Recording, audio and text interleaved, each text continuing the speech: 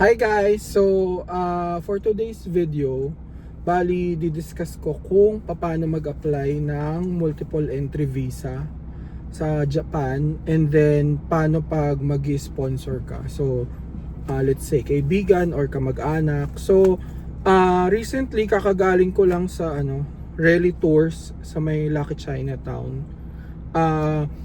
Bali nag-apply ako uli ng Japan visa. So meron akong previous video paano mag-apply for single entry.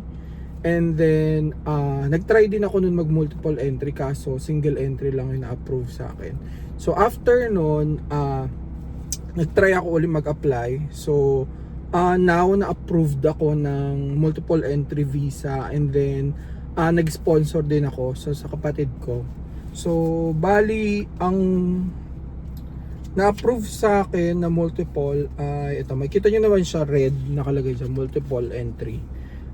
Bali 5 years, tapos every flight ko sa Japan, I can stay up to 30 days. Alam ko may limit per year kung ilan. I'm not sure kung 180 ata, 160, o 180 ata, parang ganun. Tapos, ano yung mga requirements na pinasa ko? So, same pa din halos. Yung birth certificate hindi na hiningi kasi nagpasa na ako nung first application ko. So, bali quick background lang. So, nung January 2024, Japan ako. And then recently, March 2024, nag-Hong Kong ako. Kasama ko naman yung mama ko. Tawag dito. Ngayon, nag-apply ako uli ng Japan visa. Meron kasing mga instance na kahit nakapag-Japan ka na, single entry pa rin ang binibigay sa'yo. So, luckily na-approve tayo ng multiple entry, and then ang pinasa ko nun is hindi na kailangan ng birth certificate. Tapos, nagpasa pa rin ako ng COE pag working ka. ITR, yung recent, so meron na tayong 2023. And then bank certificate na may ADB. Tapos tawag dito, yung visa application form nanggagaling naman yun sa travel agency, so no need na mag-print. And then yung nagastos ko is 1,500. For first time applicants, pagpasok ka dun sa criteria ng multiple entry, pinag-a-apply ka naman nila, so magbibigay ka ng 1,500. And then, pag na-approve ka naman ng single entry, nire-refund nila yung 500 pesos. So, in my case, since multiple entry na yung na-approve sa akin, hindi na sila nag-refund.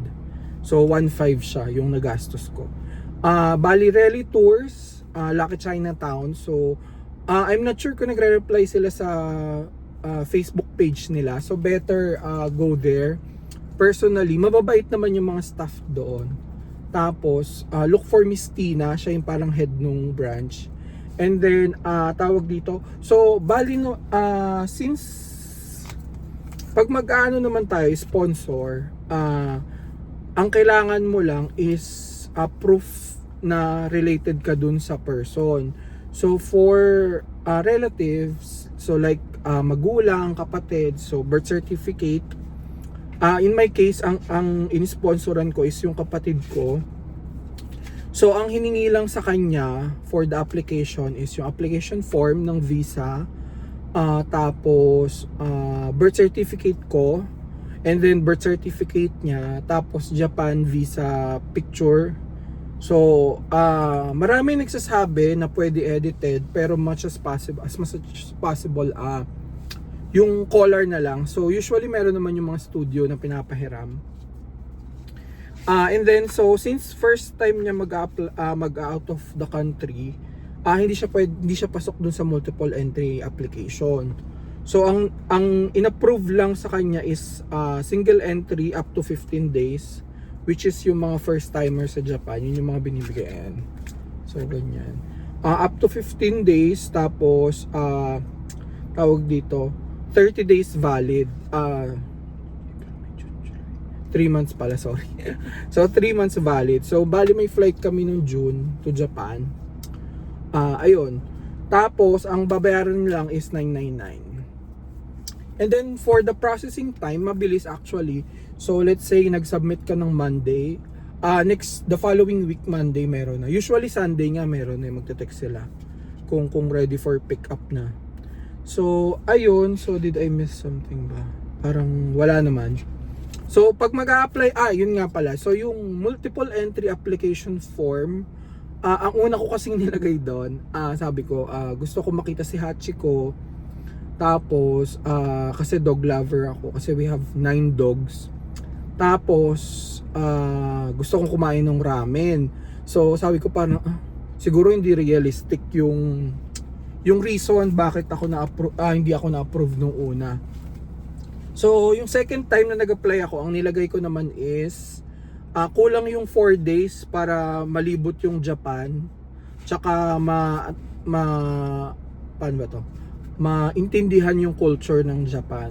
So ayun yung nilagay ko. So isa rin yun. Tapos yung itinerary nyo possible, since ano naman, mag-a-apply pa lang kayo, pwede kayong mag-apply ng longer. So let's say ang totoong lakad nyo naman is 4 days lang, pero pag nag-apply kayo ng Japan visa, make it 7, make it 10. Usually it helps, ganun. Tapos ang tip ko lang sa mag-a-apply, mag-apply kayo na kung kailan yung marami kayong pera, parang ganun. Kasi ang ADB nag-update siya monthly.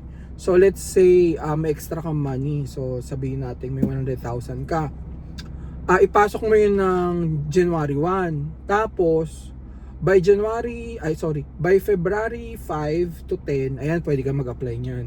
Parang ADB mo lalabas 100,000, parang ganun. So, ayun. So, ang sabi naman sa nababasa ko online, pag financially capable ka daw, ma-approve ka ng single or multiple entry. But it depends, ganun.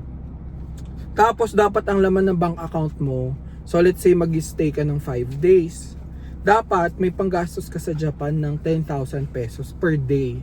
So let's say mag-stay ka ng 5 days. So dapat may extra kang 50k aside dun sa mga pera mo sa bank. Ganoon.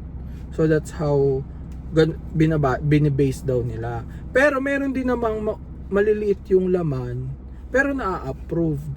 So I'm not sure. So case to case basis pa din siya. Pero to be safe, lalo na pag first time, yun. So make sure na let's say pumasok na yung bonus nyo, 13 months, ganoon.